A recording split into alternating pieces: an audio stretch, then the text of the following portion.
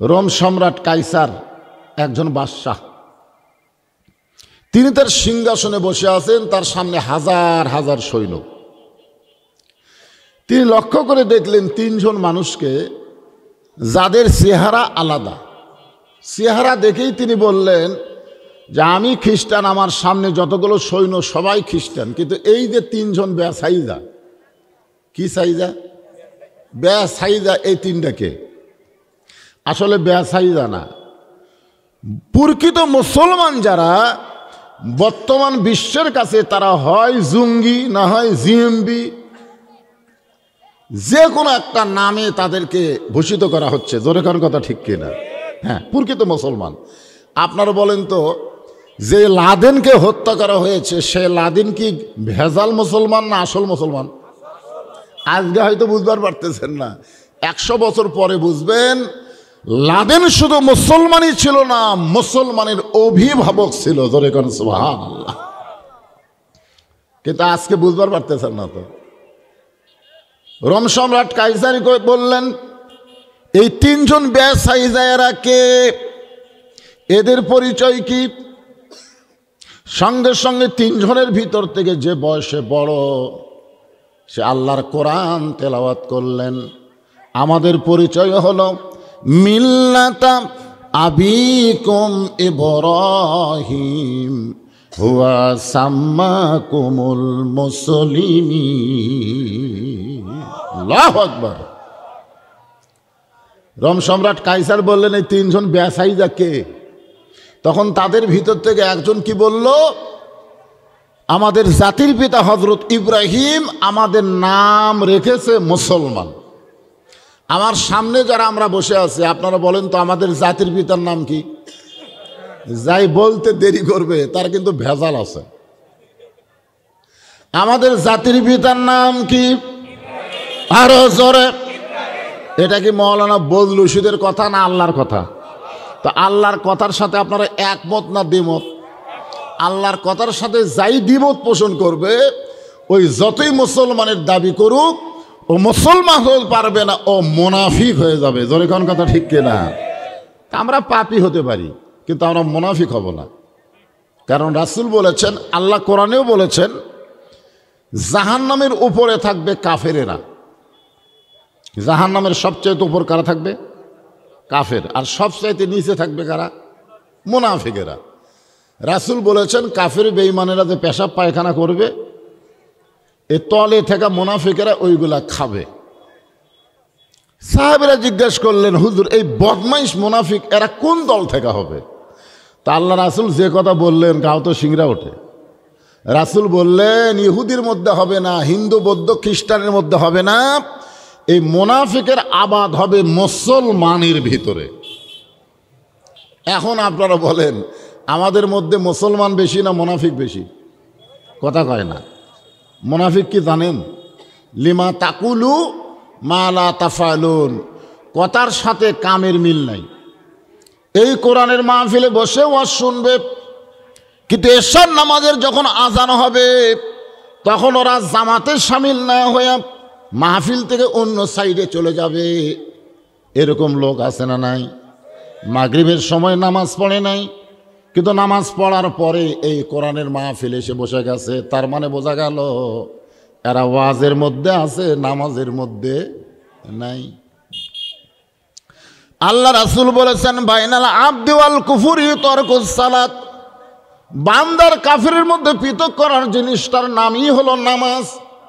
যারা নামাজ পড়বে তারা হবে আল্লাহর বান্দা, আর যারা নামাজ পড়বে না তারা হলো কাফের। এটা কি আমার কথা না রাসূলের কথা? তো রাসূলের কথার সাথে আপনারা একমত না দ্বিমত?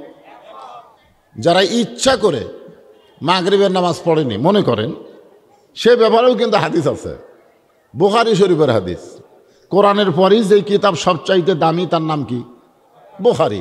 সেই বুখারী শরীফের মধ্যে আছে মান তারাকা সালাতু মুতাম্মিদান ফাকাদ কাফারা, ইচ্ছা করে এক ওয়াক্ত নামাজ যারা ছেড়ে দিল এরা অবশ্যই আল্লাহর সঙ্গে কুফরি করলো। জোরে কর নাউজুবিল্লাহ। এখন একটু মনোযোগ দিয়ে শুনবেন, তিনজনের মধ্যে যে বয়সে বড় তিনজনের পক্ষ থেকে সে আমির হইয়া পরিচয় দিলেন মিল্লাতা আবিকুম ইব্রাহিম ওয়া সাম্মাকুমুল মুসলিমিন। আমরা কি এই কোরআনে আয়াতের সাথে একমত? আমাদের জাতির পিতা হযরত ইব্রাহিম আমাদের নাম রেখেছে মুসলমান। রোম সম্রাট কাইসার বললেন আমরা হলাম খ্রিস্টান। সৈন্যরা বলে হুকুম দেন, এখনই তিনজনকে আমরা হত্যা করব, আপনি বলা মাত্রই হত্যা করা হবে। রোম সম্রাট কাইসার তাকায় দেখে যে সৈন্যরা বলতেছে আপনি খালি হুকুম দেন বলা মাত্রই হত্যা করা হবে, রোম সম্রাট কাইসার তাকায় দেখেন তিনজন মুসলমান তখন মুস্কি মুস্কি হাসতেছে। জোরে কর সুবহানাল্লাহ। আচ্ছা, হত্যার কথা শুনে মানুষ হাসে, হাসে কারা?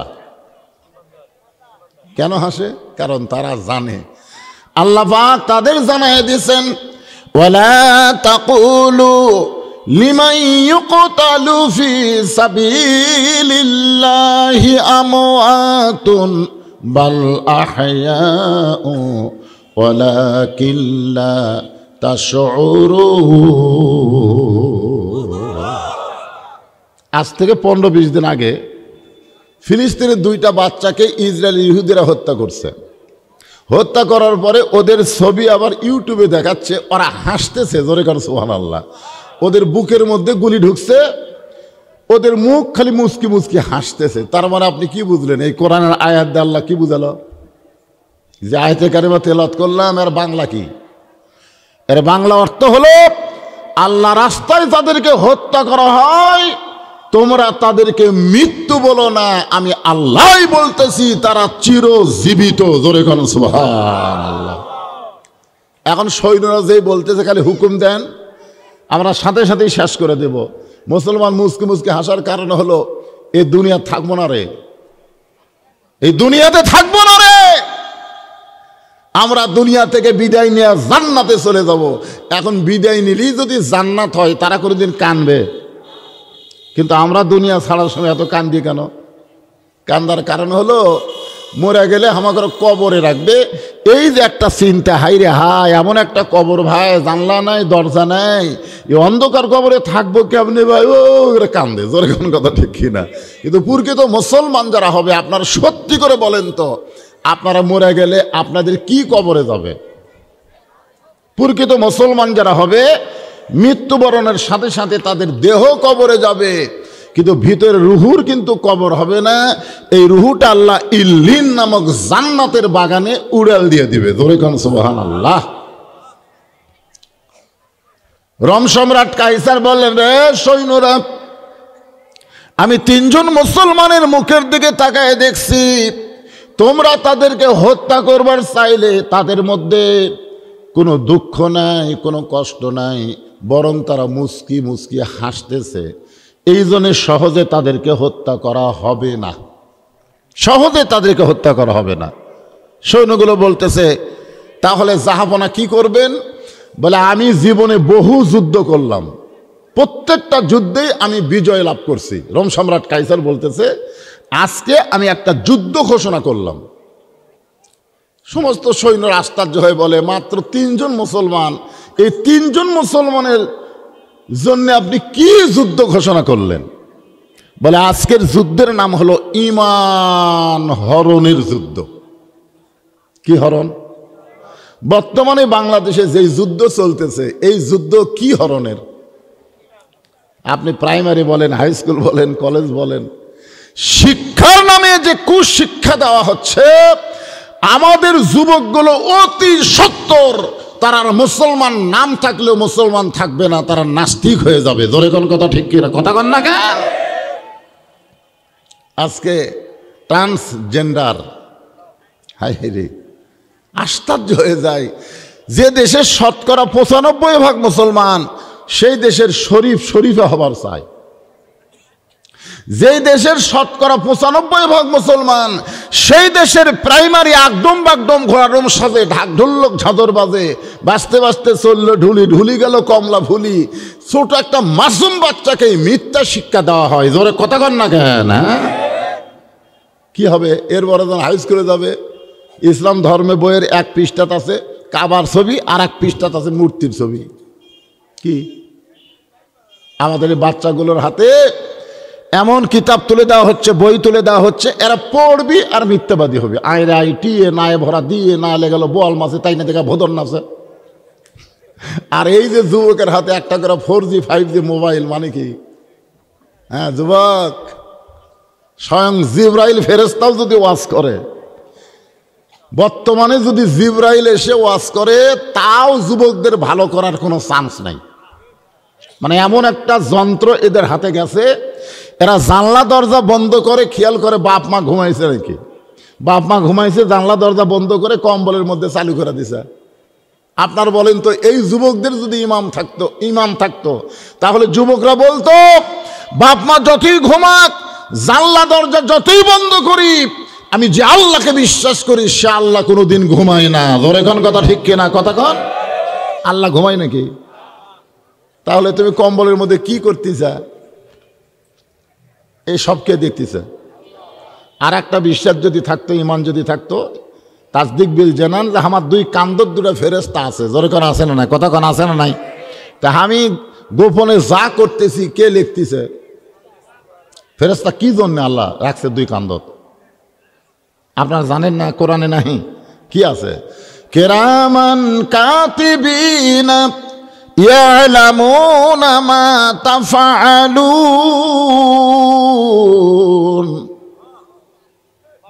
আল্লাহ আকবার। সবাই কবি না তো? এই বাংলাদেশে জেলা বড় দল, আমরা তো হুজরা তো ছোট দল করি, জেলা বড় দল আছে। আপনারা দেখবেন তো, বড় দলের মিছিলের মধ্যে কোনোদিন আল্লাহ আকবার শুনতে পারছেন? কারণ আল্লাহ আকবার এটা বললে সবচাইতে খুশি হয় আল্লাহ, আর সবচাইতে বেজার হয় শয়তান। আর যাদের মধ্যে শয়তানি আছে তারা আর যাই কোক সুবহানাল্লাহ আলহামদুলিল্লাহ বলবে, কিন্তু আল্লাহু আকবার বলবার পারবি না। এখন আপনাদের ভিতরে কোন দলের কাম করতেছে আপনারাই ভালো জানেন। আল্লাহ কোরআনে বললেন, ইন্নামাল মুমিনুনা আল্লাযীনা ইযা যুকিরাল্লাহু ওয়াজিলাত কুলুবুহুম ওয়া ইযা তুলিয়াত আলাইহিম আয়াতুহু যাদাতুহুম ঈমানাও ওয়া আলা রাব্বিহিম ইয়াতাওয়াক্কালুন। এইবারে হয়েছে মাশাআল্লাহ। কোরআনে আয়াত তেলাওয়াত শুনলে ইমান বাড়ে না কমে? তো ইমান বাড়ার লক্ষণ কি? চুপ থাকা। আজকে খালি চুপ থাকার কারণে গোস্তর দাম ইচ্ছা মতো বাড়তিছে। জোরে কোন কথা ঠিক কি? কয়েকদিন আগে আমাদের এলাকায় মানে গত হাটেই কিনছে 650 করে, বুঝলেন? তো এবার জামাই যাচ্ছে 2 কেজি, বউ গেছে 2 কেজি গোস্ত লিয়ে আসো, 1300 টাকা লিয়ে গেছে। কয় টাকা? 650 কিনছি, 2 কেজি 1300। ওই যা গোস্ত মাপার পরে বলতে যে ভাই 1300 দিচ্ছে, না না না 1400। যেই কথা 1400, ওই কষায়ের দাও কাটালিছে। কষায়ের দাও কাটালে এক লাত্তি দে, যেটার উপর গোস্ত থড়ে লাত্তিতে ফেলে দেয়, তোর ঘাড়ত মারমো। কত দাম? হচ্ছে ভাই 1200। ভাই 12, ঠেলার চোটে আরো 100 কম আছে। তখন বুঝলো যে চুপ থাকার দিন আর নাই। চুপ থাকলে জালেমের জুলুম দিন দিন বাড়বে। মুসলমানদেরকে এখন জবান খোলা লাগবে। জোরে কোন কথা ঠিক কথা কন না কে? একটা বোবা শয়তান হয়ে গেছে, মুখ এমন বন্ধ করা করছে, আর ওই তো মুখের ওর মাস্ক দিছে, ওই আরো চান্সে আছে, ভালো আছে। দুইজন গল্প করতেছে ফিস ফিস করে। কে ভাই? জোরে কাকে? দেওয়ালের কান আছে। দেওয়ালের কান আছে? কান কার আছে? আল্লাহ। একটু জবান খুলবেন ভাইজান। কোরআনের আয়াতের সাথে আমরা একমত না দ্বিমত? রোম সম্রাট কাইসার বললেন, এই 3 মুসলমানের বিরুদ্ধে আজকে আমার যুদ্ধ হলো ঈমান হরণের যুদ্ধ। বর্তমানে বাংলাদেশে ইহুদি খ্রিস্টান যেই যুদ্ধ শুরু করেছে, সে যুদ্ধের নামও হলো ঈমান হরণের যুদ্ধ। আমি খুব ছোটবেলা থেকে আমি পালন করে আসতেছিলাম শবে বরাত। জোরে বলেন কি বরাত? আমি খুবই ছোট থেকে, আমি যে মসজিদে ইমামতি করি, খুতবা দেই, ওখানে শবে বরাত নিয়ে আমরা খুব আলহামদুলিল্লাহ ইবাদত করি, রোজা থাকি। গতকাল এক শয়তান কষে, এই শবে বরাত রাত্রে যারা মসজিদে আসবে এর চাইতে ব্যবসাখানায় যাওয়া ভালো। আপনারা সত্যি করে বলেন তো, পৃথিবীর শ্রেষ্ঠ জায়গা হলো মসজিদ। জোরে কোন কথা কন না কেন? সারা জীবন একটা মানুষ নামাজ না পড়লেও একদিন পবিত্র হয়ে মসজিদে যায়, এটাও কিন্তু নিজে যায় না, আল্লাহ নিয়ে যায়। জোরে কোন কথা ঠিক কিনা? তাহলে এই শালা শয়তান যে বললো শবে বরাত পালন করার জন্য যারা মসজিদে যায় এর চাইতে ব্যবসাখানায় রাত কাটান ভালো। আপনারা বলেন তো, ই শায়েক না শায়েক ইবলিস? আরো জোরে কোন, মিডিয়ার যাচ্ছে, এই শালা কি মুসলমান না শয়তান? এই পুরোপুরি ইহুদিদের দালাল। জোরে কোন কথা ঠিক কিনা? এরকম কিন্তু শায়েক নামক ইহুদিদের শয়তানকে দিয়া বাংলাদেশের মুসলমানের ঈমান হরণের একটা চরম চেষ্টা চলতেছে। জোরে কোন কথা ঠিক কিনা? এখনকার ছেলেরা কি আর বক্তারা শুনবে? ইউটিউব সার্চ দিবি, ইউটিউবের বক্তারা কে কি করলো। তো এখন ইউটিউবের বক্তাই তো ভালো। আমাকে কয় হুজুর এর দলিল কি? কথাই কথা কয় দলিল দেন। আমি একদিন কইলাম, তুই যে বৈধ সন্তান তার দলিল কি? তুই যে মাকে মা বলে ডাকিস, আব্বাকে আব্বা বলে ডাকিস, ওইটাই তোর বাপ। মায়ের কাছে কষ্ট। আমার কথা শোনার রাগ করো, মা বলতেছে কে মা, আমি তাকে আব্বা আব্বা করে ডাকি, এটাই আমার বাপ। তো মা বলতেছে এত পর তোর মাথায় ভূত ঢুকলো কেরা? ওইটাই তোর বাপ। তো কয় এইটাই যদি আমার বাপ হয় তাহলে দলিল দাও। মা কয় তোর মন চাইলে মান, না চাইলে মানিস না। তোর বৈধ না বাপ না কি বাপ, এটা আমি দলিল দিয়ে বুঝাবার পারবো না। এই সব কথার দলিল। এরকম কিছু যুবক জীবনে মাদ্রাসায় পা দেয় নাই, ইউটিউবকে তারা বিশ্ব বিদ্যালয় মনে করে এখন আলেমদের কথাও তাচ্ছিল্য করতেছে, ওই শায়েকে শয়তানদের কথা তার মানতেছে। ধরে কথা কন না কেন? কথা কন। আগে আমরা বলতাম মৌলানা, আগে বলতাম মৌলবী, তার আগে বলতাম মুন্সি, মুন্সি মৌলবী মৌলানা, এখন হয়ে গেছে শায়েক। এরকম নাম শুনতেছেন না আপনারা, শায়েক? হ্যাঁ। তো আসেন যে কথা বলতে চাই একটু মনোযোগ দিয়ে শুনবেন। রোম সম্রাট কাইসার বললেন, বিশাল একটা আগুনের চুলা জ্বলাও। বিশাল একটা আগুনের চুলা জ্বলানো হলো। বলে বিশাল একটা ডেকচির মধ্যে কয়েক মণ তেল দিয়া ওই আগুনের চুলার উপরে উঠাইয়া দাও। আগুনের চুলার উপরে কয়েক মণ তেল দিয়া ডেকচি যখন উঠানো হলো, নিচের তাপে তেলগুলো যখন টকবক টকবক টকবক করতেছে, এমন সময় রোম সম্রাট কাইসার বললেন, এই তিনজনের মধ্যে যেই বেটা বড় তাকে হাত পাও বান্ধে ওই উত্তপ্ত তেলের মধ্যে ফেলে দাও। তিনজনের মধ্যে একজনকে তেলের মধ্যে ফেলে দিলে বাকি দুইজন আল্লাহ রাসূল ভুলে যাবে। মুখের কলেমার কতক্ষণ থাকবে? মুখের কলেমা এটা কতক্ষণ থাকে? আমার এলাকার হিন্দুরা আর্মি দেখলে মুখের কলমা কয়, ওই যুদ্ধের সময়। এই মুরব্বী যারা আছে তারা জানে। আমার এলাকার হিন্দুরা আর্মি দেখলি, পাকিস্তানের আর্মি, লাই লাই লাই লাই লাই লাই লাই লাই লাই লাই, আর্মিরা কয় বিলকুল ঠিক হয়, ঠিক হয়। আপনারা বলেন তো, যেদিন বাংলাদেশ স্বাধীন হচ্ছে, বাংলাদেশ বিজয় হচ্ছে, তারপরে ওই কলমা হিন্দুকের মুখত আসা, তার মানে কি মুখের মধ্যে কলমা আছে, কলজার মধ্যে নেই। তা আজকে আমরা যারা এখানে বসে আছি, আমাদের কলেমাটা শুধু মুখে রাখলে হবে না, এইটা কলিজার মধ্যে ঢুকার লাগবে। জোরে কোন কথা ঠিক কিনা? এখন কলিজার মধ্যে যদি কলমা ঢোকে, সেই কলমাটা কেমন একটু খেয়াল করে শুনবেন। তিনজনের মধ্যে বড় ভাইকে হাত পা বান্ধা যখন উত্তপ্ত তেলের দিকে নিয়ে যায়, তখন দুই ভাই বলতেছে, আমাদের সামনেই আপনাকে হত্যা করা হচ্ছে। বড় ভাই বলতেছে, তোদের কাছে কি আল্লাহর কোরআন নাই? যদিও হাতে কোরআন না থাকুক, সিনার মধ্যে আল্লাহর কোরআন আছে না নাই?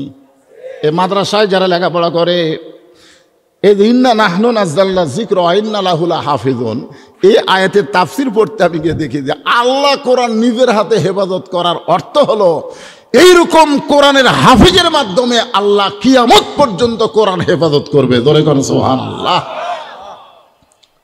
যে হাফিজে মাদ্রাসার মাধ্যমে আল্লাহ কোরআন হেফাজত করবে, সে হাফিজি মাদ্রাসা চলাতে হয় দান লিয়া, সদগা লিয়া, ভিক্ষা লিয়া। জোরে কোন কথা ঠিক কিনা? আর যে প্রাইমারির মাধ্যমে আমাদের শৈশবকালের মাসুম বাচ্চারা নষ্ট হয়ে যায়, সেই প্রাইমারি চলতেছে বর্তমান সরকারের টাকা দিয়া। জোরে কথা কন না কেন? একটা হক কথা, জোরে বলা লাগবে, সত্য না মিথ্যা? হ্যাঁ, একটু মনোযোগ দিয়ে শুনবেন ভাইজান। এখানেও কিন্তু এশার নামাজ হবে। আপনারা মনে করেন না যে এশার নামাজের টাইম হয়ে যাচ্ছে, হুজুর ওয়াজ করতেছে। আজকে এখানে এশার নামাজ যদি 9টার সময় হয়, অসুবিধা আছে? অসুবিধা আছে? ওই ছোট জামাতের চাইতে আজকে বিশাল জামাতের নামাজ হবে না। আপনারা শোনেন, জামাতে নামাজ পড়লে যদি 2জন নামাজ পড়ে তো কয়জনের সব পায়? 4 জনের সব পায়। যদি 4 জন পড়ে 8 জনের না 16 জনের সব পায়। মানে এইভাবে চক্র হারে সব আল্লাহ বেড়ে দেয়। তাহলে আজকে এখানে এশার জামাত কি ছোট হবে না বড় হবে? তা আপনি যে ফট করে মাঝখান থেকে 4 জন উঠে গেলেন, কি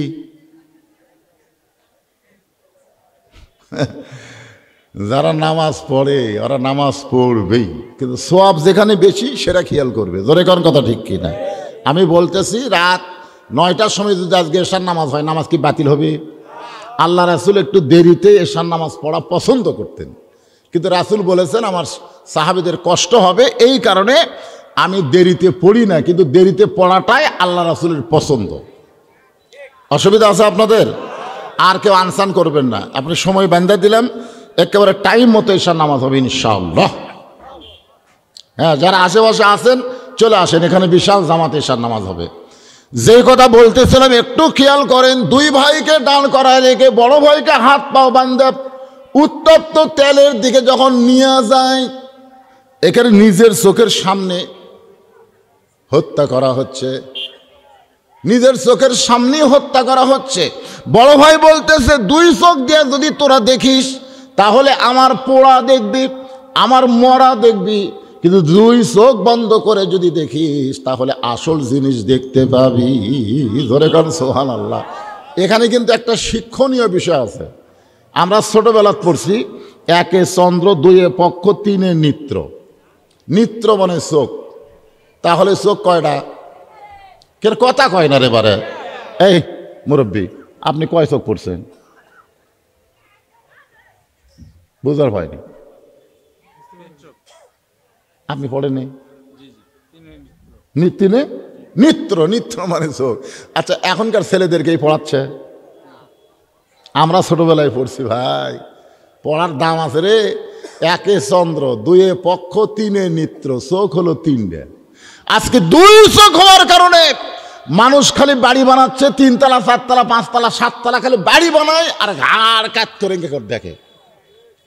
এই ডান কান্দের ফেরেস্তা খায়, চেকা লাগলো রে, চেকা লাগলো রে, মানে ইনকে করে তখন দেখতেছে, তখন ফেরেস্তা চাপা খায় না। ভাই 6 তলা বানাছি, 7 তলা রড বার করে থুচি রে। তখন কান্দের ফেরেস্তাকে আল্লাহ এই শয়তানের কান্দর থাকবো না, এর কান্দর থেকে আমরা লেখবো কি? যে কোনো মুহূর্তে তাকে দুনিয়া ছাড়া লাগবে। এরপরও 7 তলা বাড়ি দেখে কবরস্থানের দিকে একবারও তাকাই না, এর কান্দর থেকে আমাদের লেখার কিছু নাই। জোরে কোন কথা কন না কেন?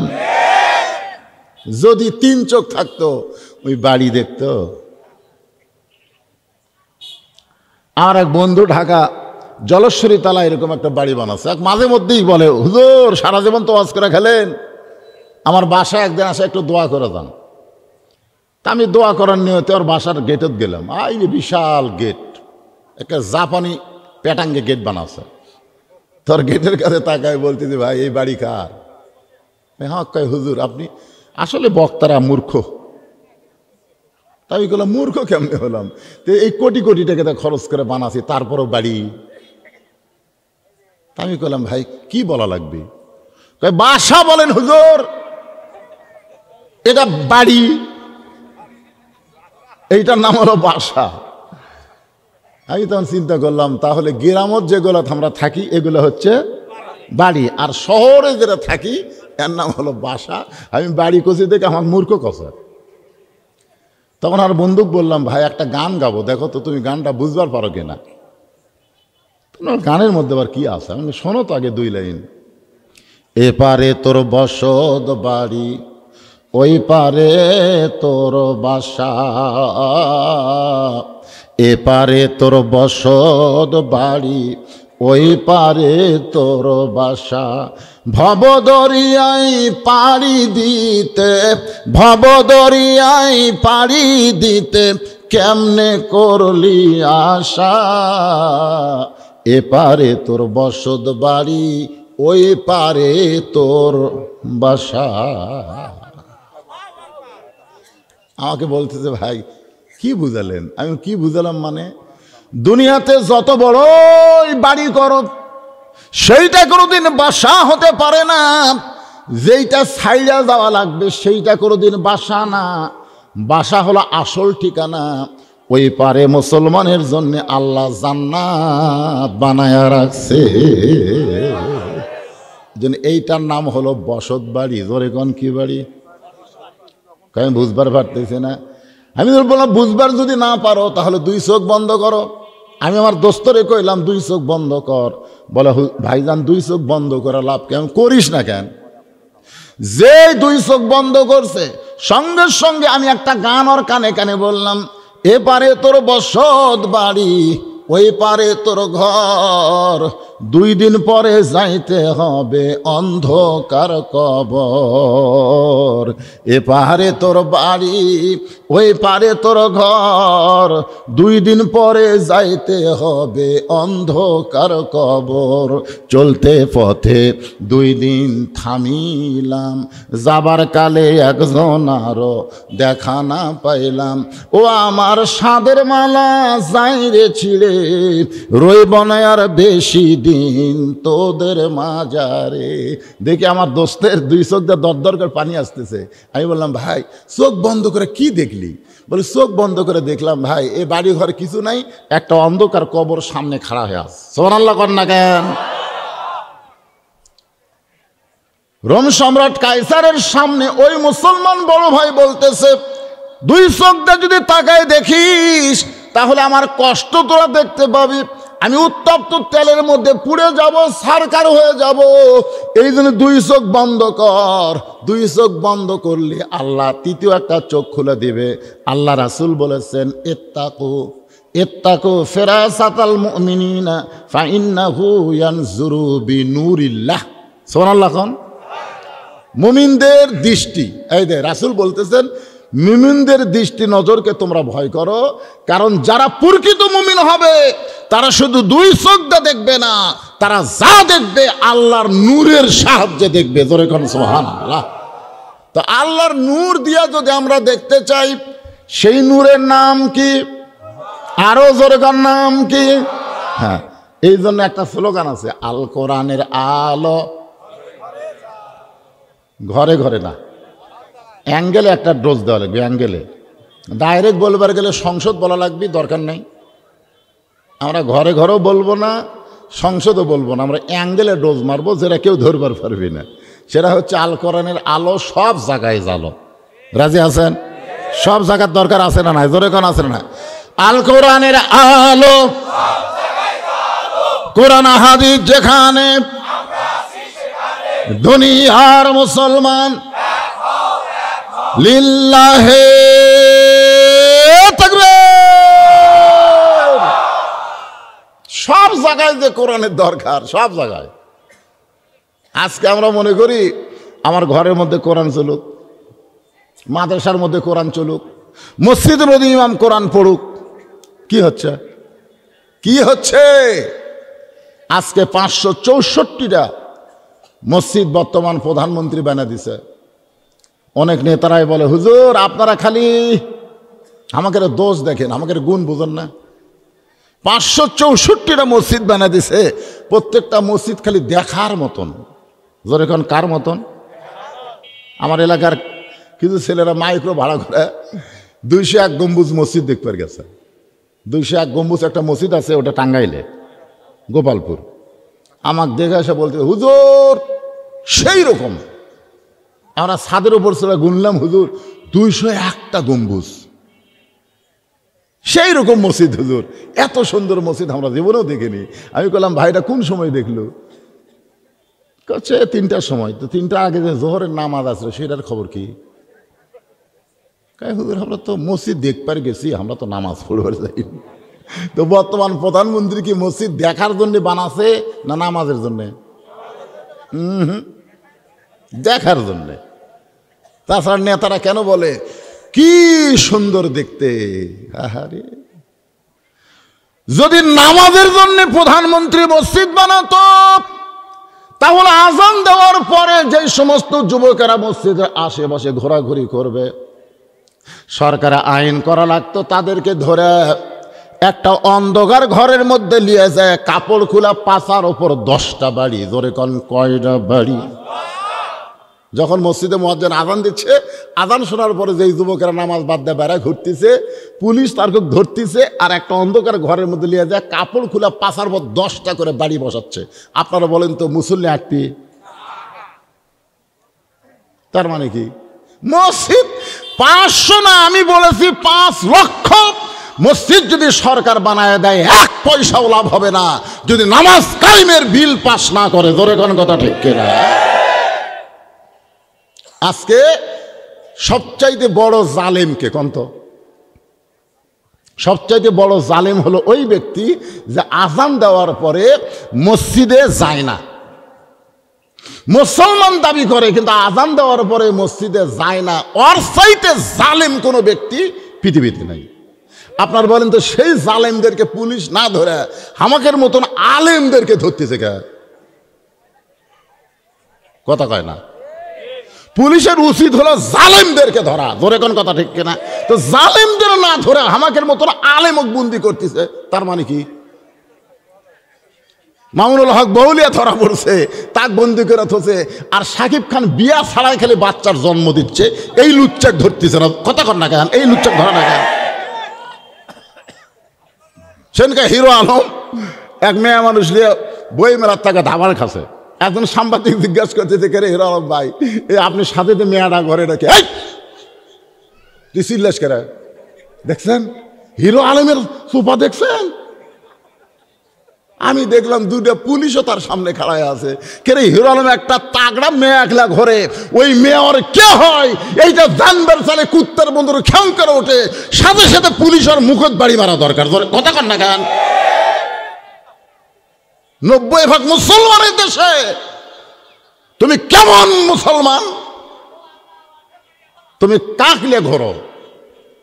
আরে সবচাইতে বড় জালেম আজকে আপনারা শুনে নেন যে মসজিদে আজান দেওয়ার পরে যারা নামাজ পড়ে না, মুসলমান দাবি করে, এরা হলো সবচাইতে বড়, কথা কন না কেন, সবচাইতে বড় জালেম।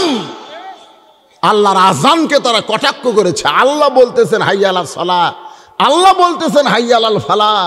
এইটারই তুমি গুরুত্ব না দিয়ে তুমি বাইরে ঘুরতেছ, আর তুমি মনে করো আমি মুসলমান মরে গেলে জান্নাত পাবো। ইমাম মালিক বলেছে কোন বেনামাজি মরে গেলে ওর জানাজায় যারা শামিল হবে ওদের আমল নামায় 1 হকবা পরিমাণ পাপ হবে। হুজুর 1 হকবা মানে কি? বলে উহুদ পাহাড় সমান। তাহলে বেনামাজি মরলে আমরা কি করব? ইমাম মালিক মরলে, কুত্তা মরলে তোমরা কি করো? কুত্তা যদি রাস্তাত মরে দুর্গন্ধ হবে, এদিন পাঁচ দড়ি লিগে টানে লিয়ে যায় পুঁতে থুই। তো একটা বেনামাজি মরে গেলে ওরও পাঁচ দড়ি লাগে টানে লিয়ে যায় একটা ওয়াজ জাকাত পুঁতে থো। আর কোনোদিন নামাজের ওয়াজ করা লাগবে না, এমনি নামাজি হবি। জোরে কোন কথা ঠিক কথা কন না কেন? ইন্নাস সালাতা তানহা আনিল ফাহশাই ওয়াল মুনকার, একমাত্র নামাজি পারে সমস্ত মানুষকে অশ্লীলতা খারাপ কাজ থেকে হেফাজত করতে। আমাদের ছেলেদের হাতে যেই মোবাইল আছে, এই মোবাইলের খারাপ থেকে যদি ছেলেদেরকে বাঁচাবার চাই তাহলে 1 নম্বর হলো নামাজ। যেরকম 1 নম্বর কি? 7 বছর থেকে নামাজের তালিম দিবেন। এই বাপেরা যারা আছেন 7 বছর থেকে যখন তালিম দেবেন, কথা বললে ঠাস করে মারবেন। বুঝলেন না? কোন জায়গাত মারবেন? কোন জায়গাতে? এই যে এই কানত যান মারেন না, কানত মারলে কিন্তু ঠসা হবে, এর তলে মারা লাগবে। কান ছাড়া, অনেকে কয় কান সারা, কান সারা না, কান ছাড়া। এটার নাম কি? ছাড়া। তালিম। তালিম বোঝেন না? তালিম দেওয়া লাগবে। অজু কীভাবে করা লাগবে, তারপরে রুকু কিভাবে করা লাগবে, নিয়ত কিভাবে বাঁধা লাগবে, সেজদা কিভাবে দেওয়া লাগবে, এরা 7 বছর থেকে। আর 10 বছর থেকে যদি যাবার না চায়, আর ঘাড়ের যে রগ নাই, এই রগ চাপে ধরবেন, চাপে ধরে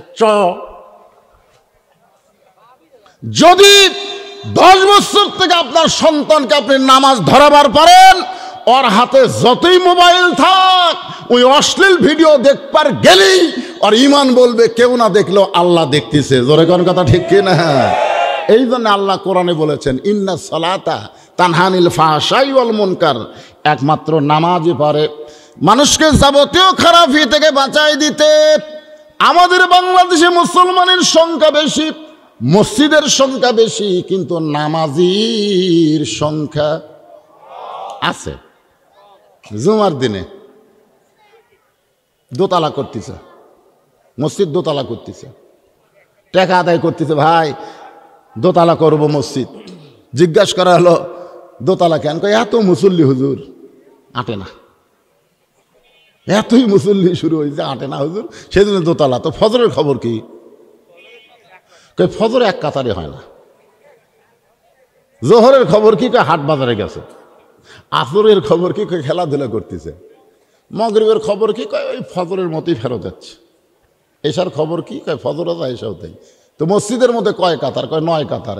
এখন পর্যন্ত এক কাতারের মুসল্লি হয় না, তাহলে দোতলা করবে কেন?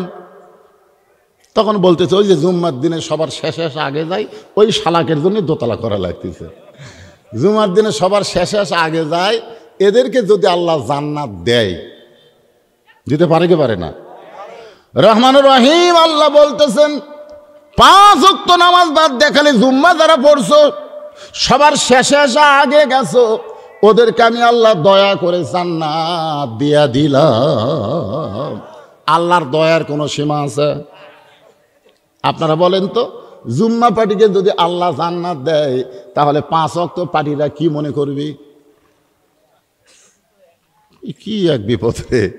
আমরা 5 ওয়াক্ত নামাজ পড়া তো ভুলই করছি রে। এই ফজরের নামাজ পড়া শীতের দিনে কি কষ্ট রে। হ্যাঁ, এই জুম্মা পার্টি খুশি হয়ে এক দৌড়ে জান্নাতের কাছে যাবে, যা দেখবে জান্নাতের দরজার বিশাল একটা তালা।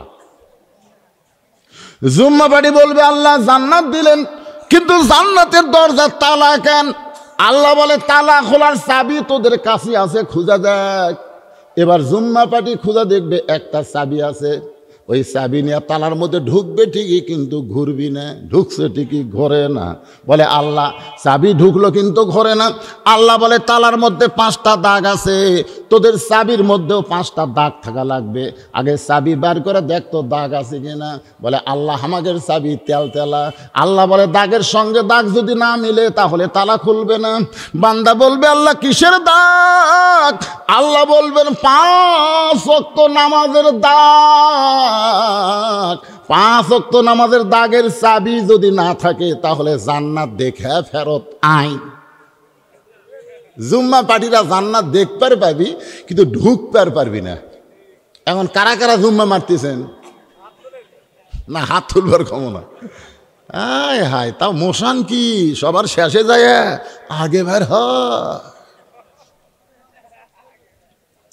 একটু মনোযোগ দিয়ে শুনবেন। 2 ভাই চক্ষু বন্ধ করেছে, আর বড় ভাইকে উত্তপ্ত তেলের মধ্যে ফেলে দিয়েছে। 2 ভাই চক্ষু বন্ধ করে দেখতেছে ওই দেহ নামক খাঁচাটা উত্তপ্ত তেলের মধ্যে পড়ল, আর খাঁচার পাখিটা কে যেন সযত্নে ধরে সবুজ রঙের একটা বাগানে উড়ে চলে গেল। আমার সোনার ময়না পাখি, এ পাখির গান আছে না নাই? কোন দেশেতে ওইরা গেলা রে, দিয়া মোরে ফাঁকি রে আমার সোনার ময়না পাখি। আমি সবগুলো পাখির গানে জানি, তার মধ্যে এই হাসনের গানটা খুব ভালো। এই হাসনের লাই তো লালন একটা গান গাছে ভাই, সেই মারাত্মক। মন তুই রইলি খাঁচার আসে, খাঁচা যে তোর কাঁচা বাসে, কোন দিন খাঁচা পড়বে খসে, কোন দিন খাঁচা পড়বে খসে, ফকির লালন কয় খাঁচার ভিতর অসীন পাখি কেমনে আসে যায়। কে ভাই রে, আপনি যে কিছুক্ষণ পর পরে পান খান, আমার পান খাওয়ার লিসা ভাই রে। না, আমি ওয়াজ করতে করতে পান খার পারবো না তো। আমি ওয়াজ করতে করতে চা খাই না, জোরে কোন কথা ঠিক কিনা? কারণ চা খাওয়া একটা অনেকের পেট ভরে না। একটা ভ্যানাল আমার কয়, হুজুর দৈনিক 5 কাপ না খেলে আমার হয় না। এই পাগলা, চা খায় পেট ভরে? লিসা হুজুর একবার চা খেলে 5 পাক মারমো, আমার শরীর ক্লান্ত হয় না। মানে অনেকের চা খাওয়া, সেদিন আমি কেউ চা খাই না, আমার খাওয়া দেখলে কারো যদি লিসা চটকে ওঠে। তা আমি আবার পান খাই, বুঝলি না? আমার সামনে কেউ যদি ঘন ঘন খায়, আমার আবার খাবার মন চায়। এখন পান মুখের দিয়ে ওয়াজ করা যাবে? একজন বক্তাই বাংলাদেশত পারে, তার নাম হচ্ছে অলিপুরি হুজুর। হ্যাঁ, ছোটো ছোটো করে একজন খেলে সাজা দেয়, লোকত সবসময় চুন থাকবি, দেখবেন খেয়াল করে। না না, টানের ওয়াজ করা লাগতেছে, বুঝেছেন না? অলিপুর হুজুর গল্প করলে তো করাই যাবে, কিন্তু মাঝে মধ্যে টান মারা লাগতেছে না, ফট করে গলার মধ্যে গেলে কাশ উঠে যাবি। আপনি দরকার সাইটে খান ভাই, আর খান না রে, সোনার চান আর খান না ভাই। কি মন খারাপ করতে চান? তাহলে কি বুঝাইতেছে একটু মনোযোগ দিয়ে শোনেন। দুই ভাই চক্ষু বন্ধ করে দেখার পরে ইমান বাড়ছে না কমছে? ওই আগুনের চুলার মধ্যে যাওয়ার জন্য তাদের আগ্রহ কমছে না বাড়িয়েছে? নিজের চোখে দেখলাম রে, নিজের চোখে দেখলাম খাঁচা পড়ছে আগুনের চুলার মধ্যে, আর পাখি ফ্রুত ফ্রুত করে সবুজ রঙের একটা বাগানে চলে যায়। রোম সম্রাট কাইসার তাকায় দেখে ওই 2 জনের মধ্যে কোনো ভয় নাই, বরং আগুনের তেলের দিকে আসার জন্য তারা আগ্রহ প্রকাশ করে। রোম সম্রাট কাইসার বললেন, আর একজনকে নিয়ে যাও। 2 জনের মরা দেখলে শেষের জন যদি বলে আমি মরবার চাই না, তাহলে আজকের যুদ্ধে আমার বিজয় হলো। কারণ আজকের যুদ্ধের নাম হলো ঈমান হরণের যুদ্ধ। যখন বলবে আগুনের চুলার মধ্যে ঢুকবার চাই না, আমি মরবার চাই না, তাহলেই বুঝতে হবে বেঈমান। যারা বেঈমান তারা মরবার চায় না, তারা বড় বড় অট্টালিকা নির্মাণ করে, তারা সবসময় মনে করে দুনিয়াতে থাকবো, দুনিয়া ছাড়বো না। এই দুনিয়াতে থাকার ধান্দায় যারা থাকবে তারাই হলো বেঈমান, আর সবসময় যাওয়ার চিন্তা যারা করে তারা হলো ঈমান। আপনার বলেন তো, যাওয়ার চিন্তা করলে আমি যদি বলি আমার জামাই আসলেও আমি চেয়ার ছাড়বো না, মানুষ এই স্বৈরাচারী। একটা সময় আছে তো, এই সময় এলে আপনাকে যাওয়া লাগবে। আপনি সময় আসার আগেই যদি কোন যাবো না রে, আমার কে ক্ষমতার থেকে নামাই রে, আর কতগুলা তো দরজা জানলা বন্ধ করে গেলি, মনে করছে কেউ দেখেনি, কেউ দেখেনি। 2 ঘাড়ের ফেরেশতা তাকাই খালে জায়গা মতো আই, কেউ দেখছে কিনা, সাইজ মতো সিল হবে। ধরে কোন কথা ঠিক কিনা? যদি ফুলগুলো হাই অভিমানে ঝরে যায়, আমি মালা গেথে বলো কারে পরাবো, সে যে কেন এলো না, কিছু ভালো লাগে না, কবরে আসুক তারে আমি সিল মারিব। আপনার বলতে সিল মারার জায়গা আছে না নাই? এ জোরে এখন আছে না নাই? জায়গা মতো মার হবে। কেউ না দেখলেও আল্লাহ দেখতেছে, 2 কান্দের ফেরেশতা লিখতেছে। এই ঈমানটা আমাদের সকলের ভিতরে থাকার দরকার আছে না নাই? এবার 2 নম্বরকে নিয়ে যায় যখন আগুনের চুলার মধ্যে ফেলে দিচ্ছে, 3 নম্বর ছোট ভাই আবার চোখ চাইপা ধরে দেখতেছে, বড় ভাইয়ের মতোই ছোট ভাইয়ের, মেজ ভাইয়ের দেহটা ওই আগুনের চুলার মধ্যে পড়েছে, কিন্তু দেহের ভিতরের পাখিটা কে যেন সম্মানের সাথে ধরে। যারা আমরা মুসলমান হব, কোনো সময় মনে করবেন না আজরাইল হামাকর কাছে এইরকম বুকের মধ্যে থাবা দিয়ে জান কবজ করবি, এটা যেন মনে করেন না। তাই মনে করতেছেন? তাই মনে করতেছেন? মায়ের স্তনের দুগ্ধ পান করতে করতে সন্তান যেমন ঘুমায় যায়, প্রত্যেকটা মুসলমান দুনিয়া থেকে এইভাবে বিদায় নেবে। হয়তো বলবেন হুজুর দলিল কোথায়? দলিল আমি আপনাদেরকে শুনাইতেছি, একটু মনোযোগ দিয়ে শুনবেন। ইন্নাল্লাযীনা ক্বালু রাব্বুনাল্লাহু সুম্মা ইসতাকামু তাতানাজ্জালু আলাইহিমুল মালাইকা। সবাই বলেন আল্লাহ তাখাফু ওয়ালা তাহজানু ওয়া আবশিরু বিল জান্নাতিল্লাতী কুনতুম তুআদুন। আল্লাহ রাসূলের প্রতি ঈমানের উপরে যারা ইস্তেকাম থাকবে, অটল থাকবে, ওরা যখন মৃত্যুর বিছানায় শায়িত হবে, এমন সময় আল্লাহ তাআলা রহমতের ফেরেশতা নাজিল করে বলবে তাতানাজ্জালু আলাইহিমুল মালাইকা। আল্লাহ ফেরেশতার মাধ্যমে তাকে বলে দিবে আল্লাহ তাখাফু, তোমার কোনো ভয় নাই, ওয়ালা তাহজানু, তোমার কোনো চিন্তা নাই, ওয়া আবশিরু বিল জান্নাহ, তুমি কবরে যাওয়ার আগে তোমার দেহ যেতে পারে কবরে, তোমার পাখিকে আল্লাহ জান্নাত বরণ করে নিবে। এই দৃশ্য দেখার পরে এখন বলেন তো 3 নম্বরের ভাইয়ের ঈমান বাড়িছে না কমিছে? এরা কিন্তু 2 চোখ দেওয়া হয়, 2 চোখ, ওরে বাবারে ফিলিস্তিন মারতেছে রে, এরে বাবারে ইসরায়েল খেলে মারতেছে রে, ওরে ঠাস করে গুলি করতেছে রে, এই 2 চোখ দিয়ে দেখলে হয় না।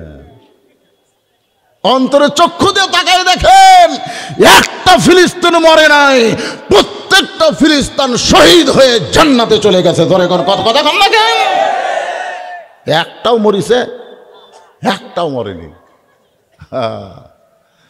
রে ওর ইমান যে বেড়ায় গেছে ভাই, ওই খালি আগুনের চুলের জন্য যাওয়ার দিকে ঝুঁকতেছে। রোম সম্রাট কাইসার দাঁড়ায় মাথার চুল এভাবে ধরে টানতেছে। পরাজিত হয়ে গেলাম, আজকের যুদ্ধে আমার পরাজয় হলো। 2 জন তো চলে গেছে, 3য় জন যাওয়ার জন্য খালি লাফালাফি করতেছে। এমন সময় খ্রিস্টান পাদ্রী দাঁড়ায় বলে যাব না, এই যুদ্ধে আপনার বিজয় হবে। রোম সম্রাট কাইসার কয় তোর মাথা খারাপ হয়েছে? 3 জনের মধ্যে 2 জন গেছে, ইউ তো পিছন টান লিচ্ছে না, ওই আর যাওয়ার জন্য খালি হামকি মারতেছে। তাহলে এই যুদ্ধে আমার বিজয় কেমনে হবে? বলে যাব না, 2টা তো গেছে ইমান নিয়ে, আর ইমান হরণের একটা বুদ্ধি আছে। বলে কেমনে ইমান হরণ করা যাবে? পাদ্রী বলতেছে যে আগুনের চুলা জ্বলাইছেন এর চাইতো মারাত্মক আগুনের একটা ব্যবস্থা করা লাগবে। এই আগুন চলবে না, এর চাইতো মারাত্মক আগুন। রোম সম্রাট কাইসার কয় পাগল নাকি, এর চাইতেও মারাত্মক আগুন দুনিয়াতে কোথায় পাবো? পাদ্রী বলতেছে আমার বাড়িতে একটা আছে যার বয়স হলো 17 বছর। জোরে কন কয় বছর? রোম সম্রাট কাইসার কয় আগুনের বয়স 17, তার মানে বর্তমানে পরিমণি একটা আগুন। জোরে কোন কথা ঠিক কিনা? পরিমণি। এই যুবকেরা কিরে, বিয়ে না করে এত ঘন ঘন গোসল করিস করে? হ্যাঁ, অনেকদিন আগে একটা গান শুনছিলাম, কই কি কম, রূপে আমার আগুন জ্বলে যৌবন ভরা অঙ্গে, প্রেমের সুধা পান করেছে হাইরে আমার দিওয়ানা। যুবক, আজকে তোমাদের ঈমান হরণের জন্য বাংলাদেশে পরিমণি তৈরি হচ্ছে, ফাতেমা তৈরি হচ্ছে না। জোরে কোন কথা ঠিক কি না? আমাদের মেয়েগুলোকে যদি ফাতেমা তৈরি করতে পারি তাহলে একটা যুবকও অশ্লীল ভিডিও দেখবে না। প্রত্যেকটা যুবক আজান দেওয়ার সঙ্গে সঙ্গে মসজিদে হাজির হবে। জোরে কোন ঠিক কি না? কিন্তু তৈরি করা হচ্ছে পরিমণি। আগে আমরা দেখছি ভাইজান, মেয়েরা, শহরের মেয়েরা এরকম ভাবে ওড়নাটা দিত, মাথা ঢাকতো না, কিন্তু এইভাবে ওড়না দিয়া ছেলেরা দেখবার চাইলেও পারতেছে না, কেন ঢাকিয়ে আছে কি বাস্তব। হ্যাঁ, এখন আবার শহর যায় দেখবেন এইরকম হয়ে গেছে, এইরকম। তাহলে এটা পিছনে গেল কেন আপনারা বলেন? বর্তমান প্রধানমন্ত্রী একজন নারী, আমি তার কাছে কি এই আরজি করতে পারি না যে আপনি একজন মা,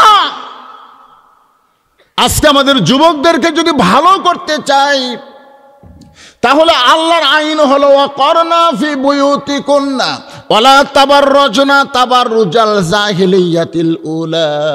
রে মেয়েরা, তোমরা ঘরের মধ্যে থাকো, তোমরা ঘরের বাহির হও না।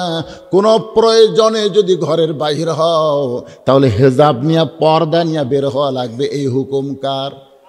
আরো জোরে বলেন কার? আল্লাহর নবী ফাতেমার সামনে দাঁড়িয়ে বললেন, মা গো, তুমি নবীর মেয়ে বলে তুমি জান্নাতে হবে, তুমি নবীর মেয়ে বলে আল্লাহ তোমাকে জান্নাত দেবে, এইটা কখনো মনে করবা না। জান্নাতে যদি যাবার চাও তাহলে জান্নাতের আমল করে তোমাকে জান্নাতে যেতে হবে। ফাতেমা কান্দের বলে, বাবা তাহলে আপনি আল্লাহর নবী, শ্রেষ্ঠ নবী, ইমামুল আম্বিয়ার মেয়ে হওয়ার পরেও আল্লাহ আমাকে জান্নাত দিবে না। জান্নাতে যাইতে গেলে কি আমল করা লাগবে? আল্লাহর নবী বললেন, মা বেশি আমল করা লাগবে না, মাত্র 4টা আমল করা লাগবে। জোরে বলেন কয়টা? 1 নম্বর আমল হলো 5 ওয়াক্ত নামাজ আদায় করবে। 2 নম্বর আমল হলো রমজান মাসে রোজা রাখবে। 3 নম্বর আমল হলো স্বামীর কথা মতো চলবা। আর 4 নম্বর আমল হলো সতীত্বের হেফাজত, পর্দা করা লাগবে। রাসূল বললেন, আমি সংখ্যার শেষে পর্দার কথা বললাম, কিন্তু গুরুত্বের দিক দিয়ে এই 4টার মধ্যে মেয়েদের জন্য পর্দার গুরুত্ব বেশি। ফাতেমা 1 নম্বর হলো পর্দার ভিতরে থাকতে হবে। সঙ্গে সঙ্গে নবীর মেয়ে মাথায় ঘোমটা দিলেন, ঘোমটা দিয়ে বললেন, বাবা এই মুহূর্ত থেকে আমি পর্দার মধ্যে ঢুকে গেলাম। আপনি দেখবেন অনেক সাহাবী মহিলারা বেশি আমল করেছে, তারপরেও কিন্তু জান্নাতি নারীদের নেত্রী হয় নাই। জান্নাতি নারীদের নেত্রী হয়েছে ফাতেমা। অথচ ফাতেমার জীবনী খুলে দেখেন, ফাতেমা কিন্তু খুব একটা বেশি আমল করে নাই। একটা আমল সবচাইতে বেশি করেছে, সে আমলের নাম হলো পর্দা। মা আয়েশা কিন্তু 6 লক্ষ হাদিসের হাফেজা। কয় লক্ষ? এই আমার কথার দিকে খেয়াল করেন, কয় লক্ষ? 6 লক্ষ হাদিসের হাফেজা। এরপরও জান্নাতি নারীদের নেত্রী হওয়ার পারে নাই। অথচ ফাতেমার কাছে জান্নাতের নেত্রী হওয়ার পেছনে একটাই মাত্র আমল সবচাইতে গুরুত্বপূর্ণ, সে আমলটার নাম হলো, জোরে বলেন, গভীর রাত্রে ফাতেমা স্বামীর বুকে মাথা দিয়া ছোট বাচ্চার মতন কাঁদতেছে। আলী বলতেছে, ফাতেমা এই গভীর রাত্রে তোমার কান্দার কারণ কি? ফাতেমা বলে, স্বামী গো, আপনি মনে কষ্ট নিয়েন না, আমার কান্দার কারণ হলো আল্লাহ তাআলা আমার দোয়া কবুল করেছে। আচ্ছা, দোয়া কবুল করা এটা খুশির খবর না কান্নার খবর? আলী বলতেছেন, ফাতেমা আল্লাহ যখন দোয়া কবুল করেছে তাহলে কান্দার কারণ কি? বলে, কি দোয়া আল্লাহ কবুল করছে সেইটাকে আপনি শুনবেন না? আলী বলতেছে, বলো তো কি দোয়া আল্লাহ কবুল করলো? ফাতেমা বলতেছে, আল্লাহ তাআলা আমার দোয়া কবুল করেছে, আমাকে পর্দার ভিতরে মৃত্যু দিবে। আলী কয়, আলহামদুলিল্লাহ, যে মেয়েটা সারা জীবন পর্দা মানে চললো তাকে তো আল্লাহ পর্দার মধ্যে মৃত্যু দিবে রে। যারা পর্দা মানে না, মরার পরেও তাদের পর্দা হয়। জোরে কোন কথা ঠিক কিনা? আচ্ছা সত্যি করে বলেন তো, আমাদের বাংলাদেশে যে মেয়েরা পর্দা মানে না, মরার পরে আপনার কয় কাপড় দেন? কেরে তাড়াশের লোক কথা কয় না কেরা? আর শরীফ যদি শরীফা হয় তাহলে কয়টা দেবেন? আচ্ছা, আপনাকে এলাকাত কোনো হিজড়া মরেনি? না না, আপনাকে আশেপাশে কোনো হিজড়া মরেনি? ও হিজড়াই নাই, ও আছে ঠিকই, মরেনি। আমার এলাকাতে হিজড়া মরার পরে লোকজন আমার কাছে বলতেছে, হুজুর মরদ মানুষ মরে গেলে আমরা 3 কাপড় দিই, মেয়ে মানুষ মরে গেলে আমরা 5 কাপড় দিই, কিন্তু এই হিজড়া মরলো এখন আমরা কয় কাপড় দেবো? আমিও তো বেকুব। আমি যত মুফতি আছিল বুঝলেন ভাই, যত মুফতি, কারণ আমি নিজেও মুফতি, কিন্তু আমি তো খুঁজে পাচ্ছি না কয়টা দেওয়া লাগবে। যত মুফতি আছিল জামিন মানুষের সবুর হুজুর বললাম, হুজুর আচ্ছা হিজড়া মলে কয় কাপড়? আয় আয় আয় আয়, আমার জীবনে তো হিজড়া মরা দেখিনি। আমি কইলাম, কি বিপদ বারে। পরে একটা কিতাবে পাইলাম, ওয়াজে ইসলাম একটা কিতাবের মধ্যে বলা হয়েছে, হিজড়া যদি মেয়েদের সাথে সম্পর্ক রাখে, মেয়েদের মধ্যেই ঘোরাফেরা করে, তাহলে হিজড়া মরলে 5 কাপড়, আর মরদের মধ্যে যদি ঘোরাফেরা করে তাহলে মরলে 3 কাপড়। তাহলে আপনারা সত্যি জানেন আপনাদের এলাকার মেয়েরা মরলে কয় কাপড়? 5টা কাপড় দেওয়ার পরে মেয়েটার লাশটা যখন খাটনিতে রাখেন, তখন কিন্তু সবাই বলে খাটনি ঢাকা দাও, খাটনি ঢাকা দাও। বলে কি বলে না? খাটনি ঢাকা দাও। মরা মেয়ের লাশ দেখা জায়েজ নাই, মানে জেতা দেখা জায়েজ আছে কিন্তু লাশ দেখা জায়েজ নাই, ঢেকে দে। যখন খাটনি ঢেকা দিয়েছে তখন ফেরেশতা এসে বলতেছে, আল্লাহ এই মেয়েটা যখন কুসুম্বি ঘোরাফেরা করছে গোটা পাড়ার লোক সবাই চিনে। এমন একটা মেয়ে মরছে আল্লাহ, যে মেয়েকে কুসুম্বি গ্রামের সবাই চিনে, কিন্তু মরার পরে 5 কাপড় দিয়ে আবার খাটনি ঢাকা হওয়ার কারণ কি? আল্লাহ বলে, ফেরেশতারে মন খারাপ করিস না, ওই দেশের নাম হলো বাংলাদেশ। ওই দেশে বাঁচতে মানে না রে, মরার পরে মানে। তো যারা বাঁচতে পর্দা মানে না, মরার পরে যদি তাদের এইরকম পর্দা করা হয়, আর ফাতেমা জীবিত অবস্থায় পর্দা নিশি, তার দোয়া আল্লাহ কবুল করেছে, এটা খুশি না দুঃখ? আলী বলতে তো, ফাতেমা আল্লাহ পর্দার মধ্যেই তুমি থেকে সব সময়, পর্দার মধ্যে তোমার মৃত্যু হবে, তাহলে তুমি কান্দো কেন? ফাতেমা বলে, স্বামী গো কবে মৃত্যু হবে এইটা কি আপনি শুনবেন না? আলী বলে, ফাতেমা মৃত্যুর খবর দুনিয়ার কেউ বলতে পারে না। ফাতেমা বলতেছে, আল্লাহ পাক আমাকে জানাইছে, আল্লাহ যদি জানাই তাহলে জানা যাবে। জোরে কোন কথা ঠিক কিনা? তাছাড়া মৃত্যুর খবর কেউ জানেন?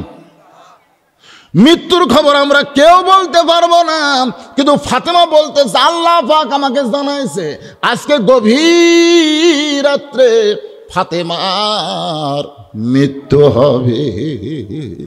যেই মাত্র কইছে গভীর রাত্রে ফাতেমার মৃত্যু হবে, গাছের গোড়া কাটলে গাছটা যেমন ঠাস করে পড়ে যায়, হযরত আলী তেমনি পড়ে গেলেন ঘরের মাজায়। মা ফাতেমা মুস্কি মুস্কি হাসতেছে। যিনি গভীর রাত্রে মৃত্যুবরণ করবেন তিনি হাসতেছে। সুবহানাল্লাহ কোন? মুস্কি মুস্কি হেসে ওই স্বামীর মাথাটা উরাতের উপরে নিয়ে কপালে একটা চুম্বন দিয়ে বলে, স্বামী গো, আসাদুল্লাহিল গালিব, আপনি হলেন আল্লাহর সিংহ। আমার বাবা বলেছে, আনা মাদিনাতুল ইলমি ওয়া আলী বাবুহা, আমি হচ্ছে ইলমের শহর, আলী হচ্ছে তার দরওয়াজা। আপনি পৃথিবীর শ্রেষ্ঠ বীর, শ্রেষ্ঠ আলেম হইয়া মরার খবর শুনে এমন করে পড়ে গেলেন কেন? আপনি কি জানেন না এই দুনিয়া থাকার জায়গা না, এই দুনিয়া থাকার জায়গা না, আসলে যাইতে হবে। সবাই বলেন আসলে। কে রে এই সময় এটা কে উঠল রে? এটা ওঠার সময় ও পুষ কাটলে কিছু নাইছে। সিজার করা বাচ্চারা অষ্টাউর বেশি হয়, বুঝলেন? কারণ জন্মের 2 দিন আগেই যত বার করছে। ওই নর্মালে জন্ম হতো 2 দিন পরে, তার আগেই ওর মায়ের পেট কাটে দেখে ঘুম পাড়তেছে। ডাক্তাররা বোট বসায়, কে রে আর তো ঘুমই ভাঙ্গিনি রে, কি করি? তখন ওই পাও ধরে এরকম একটা ঘুরান দেয়, এই ঘুরান দিলে করে মাথাতে একটা ঝাঁকি খায়। এই জন্য সিজার করার বাচ্চারা কোনো জায়গায় বেশিক্ষণ থাকবার চায় না। এরা মোবাইল চালু না করলে ভাতও খায় না। জোরে কোন কথা ঠিক কিনা? এই শালা সিজার করা। হাসতেছেন? গোটা বাংলাদেশ খুঁজে দেখবেন 3টা জিনিস খেয়াল করবেন। কয়টা? একটা হলো বড় ডাক্তারের বউ কোনোদিন সিজার করে না, ডাক্তারও তার বউকে সিজার করায় না। এই কারণেই করায় না, কারণ সিজার করলে মায়েরও ক্ষতি, বাচ্চারও ক্ষতি হয়। বাংলাদেশের কোনো মৌলবীর বাড়িতে কোনোদিন মিলাদ হয় না, খেয়াল করে দেখবেন। কারণ মৌলবীরা জানে মিলাদ একটা ফাও জিনিস, খামাকা টাকা নষ্ট করে লাভ কি? এরা পরের বাড়িতে পড়ায়, নিজের বাড়িতে পড়ে না। আর 3 নম্বর হলো কোনো পীরের বউ পীরের হাতে মুরিদ হয় না। কারণ বউ জানে আমার পীর মাঝে মধ্যে মুরিদের বইয়ের দিকে চোখ মারে, এ লুচ্চার হাতে কে মুরিদ হবি রে? আপনি খোঁজলা দেখবেন কোন পীরের বউ ওই পীরের হাতে মুরিদ হয়নি।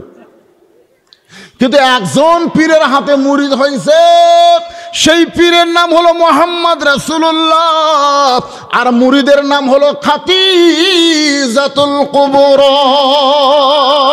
বলে কেন সুবহানাল্লাহ।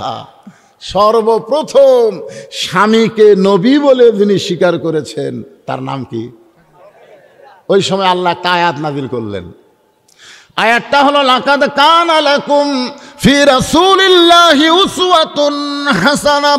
নিঃস্বার্থভাবে নিঃসন্দেহভাবে কাউকে যদি ধরবার চাও, তিনি হলেন আমাদের নবী, তার তরিকার মধ্যে কোনো ভেজাল, জোরে কোনো ভেজাল আছে নাকি?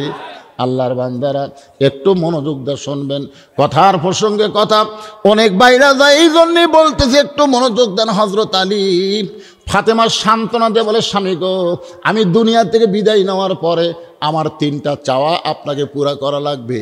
আলী কান্দের বলে, ফাতেমা, দুনিয়াতে গরিব ছিলাম বলে তুমি কিছুই চাইলে না, আর মৃত্যুর পরে তুমি আমার কাছে কি চাইবা ফাতেমা? আপনারা বলেন তো, হযরত আলী ধনী ছিল না গরিব ছিল? কেমন গরিব? এত গরিব। আরে হাসান হোসেন সব সময় খালি নানার কাছে, সব সময় নানার কাছে। আল্লাহর নবী বলে, কেন? বলে ক্ষুধা লাগছে। তার মানে বোঝা যায় আলীর বাড়িতে খাবার নেই, 2 নাতি নানার বাড়িতে খাবার যায়। এত গরিব ছিল হযরত আলী। কোনোদিন ফাতেমার স্বামীর কাছে কিছু চাই নাই, কারণ দিবার না পারলে যদি স্বামী কষ্ট পায়, স্বামীকে এত ভালোবাসে, শত কষ্টের মধ্যে স্বামীর কাছে কিছু চাইনি। মাঝে মধ্যে নবী ফাতেমার কাছে যাইতেন। একদিন জোহরের নামাজের পরে নবী ফাতেমার দরজায় ডাক দিলেন, ফাতেমা। সঙ্গে সঙ্গে ফাতেমার দরজায় কান্দের বলে, বাবা এখনকার মতো ফেরত যান, আমি দরজা খুলে দিবার পারবো না। নবী কোনো কথাই না বলে ফেরত চলে গেলেন। আসরের নামাজের পরে নবী আবার চুপি চুপি ফাতেমার দরজায় ডাক দিলেন, ফাতেমা দরজা খোল। ফাতেমা দরজায় কান্দের বলে, বাবা কেমনে দরজা খুলবো? এমন একটা কাপড় আমার পরনের মধ্যে আছে, যে কাপড় উপর দিকে তুললে আমার নিচের দিকে খালি হয়ে যায়, আবার নিচের দিকে কাপড় নামাইলে আমার উপর দিকে খালি হয়ে যায়। সঙ্গে সঙ্গে আল্লাহর নবী মাথার পাগড়ি খুলে, কোনো জায়গায় বলছে চাদর খুলে ফাতেমারে দিলেন। ফাতেমা সেই চাদর পরে যখন দরজা খুলে দেয়, রাসূল তাকায় বলে, ফাতেমা তুই কি কোনো অভিযোগ করতে চাস? ফাতেমা বলে, বাবা এমন একটা গরিবের সঙ্গে আমার বিয়া দিলেন বাবা, যেই গরিব আমাকে ঠিক মতো কাপড়ও কিনে দিবার পারে না, আপনার চাদর পরে আমার দরজা খুলতে হয়। সঙ্গে সঙ্গে নবী ফাতেমার আঙ্গুলে চাপ দিয়ে বলেন, ফাতেমা রে, আল্লাহর পরে কাউকে যদি সেজদা দেওয়ার হুকুম থাকতো, তাহলে তোমারে বলতাম আলীর পায়ে সেজদা কর। নবী বুঝাই দিলেন, ফাতেমা আমার আলীর ব্যাপারে এমন কথা বলিস না মা, আল্লাহর পরে কাউকে যদি সেজদা দেওয়ার হুকুম থাকতো তাহলে বলতাম আলীর পায়ে সেজদা কর। এই কথার দ্বারা নবী বুঝাইলেন, মেয়ে মানুষের কাছে আল্লাহর পরে সবচাইতে দামি ওই ব্যক্তি হলো তার স্বামী। ফাতেমা বলতেছে, বাবা তাহলে এত কষ্ট কেমনে সইব? রাসূল বললেন, 33 বার সুবহানাল্লাহ, 33 বার আলহামদুলিল্লাহ, 34 বার আল্লাহু আকবার আমল কর। বাল তুসিরুনাল হায়াতাদ দুনিয়া ওয়াল আখিরাতু খায়রু ওয়া আবকা। এই তুচ্ছ দুনিয়া তোর জন্য কিছুই না মা, আল্লাহ আখিরাতকে তোর জন্য সুন্দর করে সাজায়া দিবে। আলী কান্দার বলে, ফাতেমা দুনিয়ার জীবনে গরিব ছিলাম বলে কিছুই চাইলা না, আজকে গভীর রাত্রে মৃত্যুবরণ করবা, তুমি কি চাও ফাতেমা? বলে, আমার 3টা চাওয়ার 1 নম্বর চাওয়া হলো রাতের অন্ধকারই আমাকে দাফন করবেন। দিনের বেলা কবর দিলে আমার কবরটা মানুষ জানবে, আমার পর্দার খেলাপ হয়ে যাবে। আমার 2 নম্বর চাওয়া হলো আমার কোনো জানাজার ব্যবস্থা আপনি করবেন না, আমার কোনো জানাজার ব্যবস্থা করবেন না। আলী বলে, ফাতেমা তুমি নবীর কলিজার টুকরা, তোমার জানাজায় বহু মানুষ হবে। বলে, বহু মানুষ কি করবে? বলে, তোমার জন্য দোয়া করে। ফাতেমা বলে, গোটা পৃথিবীর কারো দোয়া আমার দরকার নাই, কারণ দুনিয়ার সব মানুষ যদি বলে ফাতেমা ভালো, আল্লাহ কিন্তু আপনার মুখের দিকে তাকায় থাকবে। আপনি যদি বলেন ভালো না, এই দুনিয়ার মানুষের দোয়া দেয়া ফাতেমার 1 তিল পরিমাণ লাভ হবে না। আর দুনিয়ার সমস্ত মানুষ যদি বলে ফাতেমা খারাপ, আর আপনি যদি বলেন আমার ফাতেমা ভালো, এক স্বামীর সার্টিফিকেটে ফাতেমার জন্যে আল্লাহ 8টা জান্নাতের দরজা খুলে দিল। ওগো স্বামী, আমার 3 নম্বর চা হলো আমার কোনো লাশটা খাটনিতে তুলবেন না, কারণ খাটনি কান্দে নেওয়ার মতন 4 জন মানুষ আমার দুনিয়াতে নাই। আমি ফাতেমার দেহের ওজন কত এইটা দুনিয়ার কোনো পুরুষ মানুষ বুঝুক, আমি চাই না। আমার দেহের ওজন যখন কান্দে নেবে তখনই কিন্তু দেহের ওজন বোঝা যাবে। জোরে কোন কথা ঠিক কিনা? আমার বাবা যদি দুনিয়াতে থাকতো তাহলে মরা মেয়ের লাশের খাটনি বাবা কান্দে নিবার পারত। আমার হাসান হোসেন যদি বড় হইতো তাহলে মায়ের লাশের খাটনি কান্দে নিবার পারত। ওগো স্বামী, গভীর রাত্রে আমার লাশটা কান্দে করে ওই জান্নাতুল বাকির পূর্ব কোণায় সবুজ রঙের একটা বাতি জ্বলবে, ওই বাতি বরাবর আমাকে দাফন করে দেবে। হযরত আলী ফাতেমারে কান্দে করে নিয়ে ওই বাতি জ্বলার জায়গায় আবু যর গিফারি আগে কবর খুঁড়ে কবর থেকে পালায় গেছে। কারণ কবর খুঁড়তে খুঁড়তে আবু যর গিফারি 3টা কথা বলেছিল। 1 নম্বর কথা হলো, কবর রে দিনের বেলা না খুঁড়ে রাতের বেলা কবর খুঁড়ি, কারণ কি তোর মধ্যে আমি একজন মহিয়সী নারী আসবে। আল্লাহ নবীর মেয়ে হওয়ার পরেও নবী তাকে মায়ের সম্মান দিয়েছে, খবরদার কবর বেয়াদবি করিস না। কবর রে তোর মধ্যে এমন একজন মা আসবে তার 2টা সন্তান জান্নাতি যুবকের সর্দার হবে, খবরদার কবর বেয়াদবি করিস না। তোর মধ্যে এমন একজন নারী আসবে যার স্বামী হলো আসাদুল্লাহিল গালিব। এই কথা বলে যখন কোদাল মারতে চাই, কে যেন কবরের ভিতর থেকে ফাতেমার জন্যে নয় আমাদের সকলের জন্যই এই মেসেজটা দেওয়া হয়েছে, কবর রে কার মা কার মেয়ে কার বিবি এইটা কবর দেখবে না। আমল যদি ভালো হয় কবর জান্নাতের বাগান হয়ে যাবে, আর আমল যদি খারাপ হয় কবর জাহান্নামের গর্ত হয়ে যাবে। এজন্য একটা গান আছে, কিন্তু যেদিন ডাক পড়িবে কবর মাঝে যাইতে জোগাড় কিছু করছো বন্ধু তার মাঝে বিছাইতে।